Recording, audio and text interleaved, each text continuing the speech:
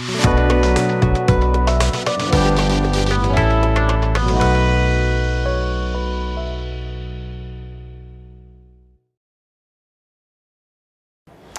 علیکم، افتخار ٹاکس میں خوش آمدید۔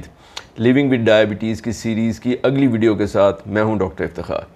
دوستو، آج ہم آپ کو بتائیں گے کہ ہم کب کسی شخص کے بارے میں کہہ سکتے ہیں کہ اس کو ڈائبٹیز یعنی شوگر کا مرض ہے۔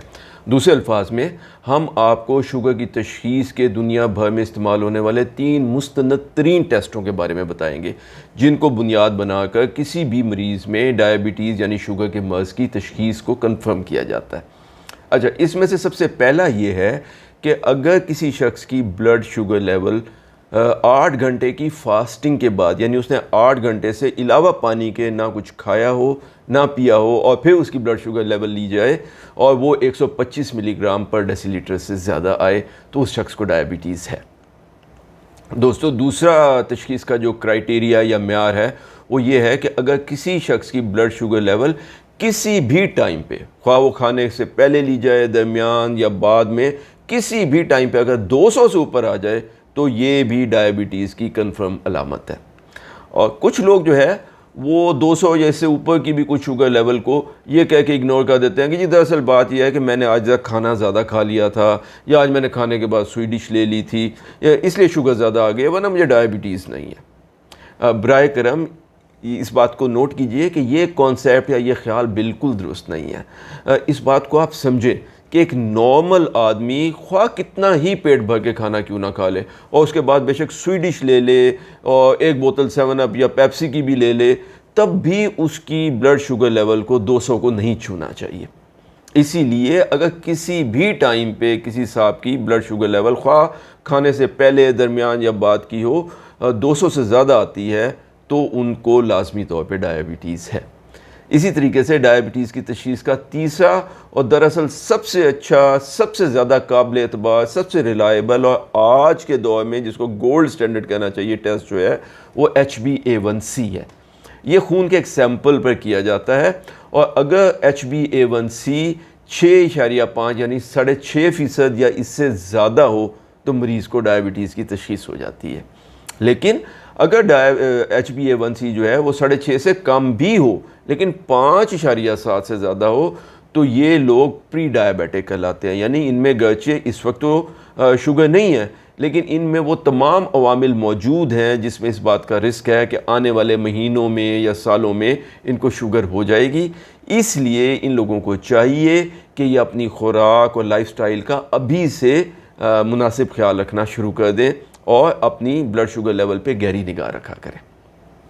اچھا دوستو، اب ایک ایسے شخص میں جس میں پہلے شوگر کا پتہ نہیں تھا اور ان تینوں میں سے کسی ایک ٹیسٹ کی وجہ سے اس میں شوگر کی تشخیص ہوئی ہے، تو احتیاط کا تقاضا یہ ہے کہ اس ٹیسٹ کو کم از کم ایک اور معیاری سٹینڈرڈ لیب سے ریکنفرم کروا لیا جائے دوبارہ، مطلب کم از کم 2 رائے ہونی چاہیے۔ اور اگر کسی میں شوگر کی تشخیص جو ہے وہ بلڈ شوگر لیول زیادہ ہونے کی وجہ سے ہوئی ہے، یعنی اس وجہ سے کہ ان کی فاسٹنگ شوگر جو ہے وہ 125 سے زیادہ آئی تھی، یا رینڈم کھانے کے بعد کی شوگر ان کی 200 سے زیادہ آئی ہے، اس لیے ان کو ڈائبیٹک کہا جا رہا ہے، تو ان میں شوگر کو بالکل پکا کنفرم کرنے کا طریقہ یہ ہوگا کہ ان کی HbA1c بھی ساتھ ہی کرا لی جائے۔ اگر HbA1c جو ہے وہ 6.5 سے اوپر آ جاتی ہے تو یہ ڈائبٹیز کو بالکل کنفرم کر دیتا ہے۔ اچھا دوستو، اب ہم جتنی بھی یہ جو لیونگ ود ڈائبٹیز کی سیریز ہماری چل رہی ہے ویڈیوز کی، اس میں ہم جب بھی آپ سے شوگر لیول کی بات کرتے ہیں تو ہم آپ کو شوگر لیولز ملی گرام پر ڈیسی لیٹر، یا جس کو ملی گرام پر 100 ml بھی کہہ سکتے ہیں، میں بتاتے ہیں۔ جیسے مثال طور پہ ہم نے آپ کو یہ بتایا کہ اگر فاسٹنگ شوگر جو ہے یعنی خالی پیٹ کھانے سے جسٹ پہلے کی جو شوگر لیول ہے وہ 125 ملی گرام پر ڈیسی لیٹر سے زیادہ آئے تو یہ شوگر کی تشخیص ہے، مطلب یہ ان صاحب کو شوگر ہے۔ تو لیکن کچھ لیبارٹریز ایسی ہوتی ہیں جو ملی گرام پر ڈیسی لیٹر کی بجائے آپ کو شوگر کی رپورٹ ملی مول پر لیٹر میں ایشو کرتی ہے۔ یہ صرف شوگر ناپنے کا ایک مختلف پیمانہ ہے، بالکل اسی طریقے سے کہ اگر کسی جگہ کا فاصلہ 160 کلومیٹر ہو لیکن آپ چاہیں کہ نہیں مجھے میلوں میں بتایا جائے تو یہ 100 میل کے برابر ہے، کیونکہ ایک میل میں 1.6 کلومیٹر ہوتے ہیں۔ بالکل اسی طریقے سے 1 ملی مول پر لیٹر شوگر جو ہے وہ 18 ملی گرام پر ڈیسی لیٹر شوگر کے برابر ہے۔ تو آپ یہ کہہ سکتے ہیں کہ 1 ملی مول پر لیٹر میں 18 ملی گرام پر ڈیسی لیٹر شوگر ہوتی ہے. یعنی اگر کسی کی بلڈ شوگر کی رپورٹ 10 ملی مول پر لیٹر آئی ہے تو اس کی شوگر ملی گراموں میں 180 ملی گرام پر ڈیسی لیٹر ہے. اچھا، آج کل جتنے بھی گلوکومیٹر ہیں تقریباً سب کے سب میں یہ گنجائش ہوتی ہے کہ آپ چاہیں تو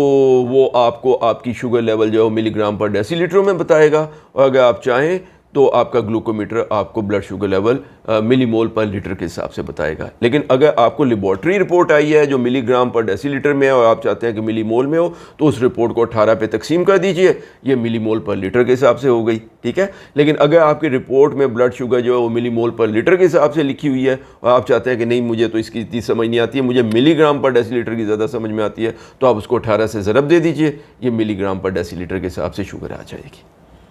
تو دوستو، امید ہے آپ کو ہماری آج کی یہ ویڈیو پسند آئی ہوگی. اگر آپ کو یہ پسند آئی ہو تو اس کو لائک ضرور کیجیے گا اور ہمارے چینل افتخار ٹاکس کو سبسکرائب کر لیں.